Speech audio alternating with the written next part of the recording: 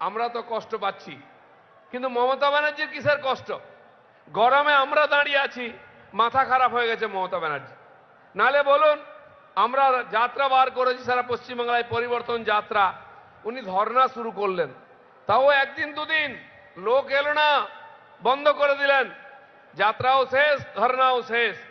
কিন্তু মজার ব্যাপার যেটা দেখলাম আমরা, তিনি খিচুড়ি রান্না করলেন সবার জন্য ওখানে, হাতা আর খুন্তি কড়াই নিয়ে, গ্যাসও নাই, উনুন নাই, চাল নাই, ডাল নাই, তিনি খিচুড়ি রান্না করে লোককে দেখালেন, আমরা দেখলাম। আর উনি এই প্রথমবার খিচুড়ি করেছেন এরকম নয়, 15 বছর ধরে তিনি খিচুড়ি রান্না করছেন, খিচুড়ি রান্না করছেন।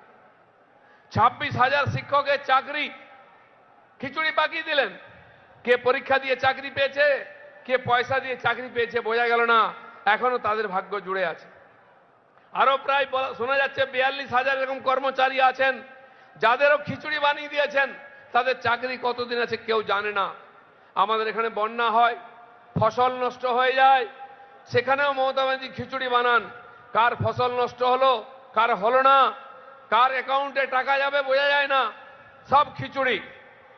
বন্ধুগণ, আইলা এলো, আমফান এলো, সেখানে দেখলাম খিচুড়ি। যার বাড়ি ভেঙেছে সে টাকা পেল না, যার বাড়ি ভাঙেনি তার পার্টির লোক সে টাকা পেয়ে গেল। 15 বছর ধরে খিচুড়ি বানাচ্ছেন। তাই এই খিচুড়ি সরকারকে আমরা আর সহ্য করব না।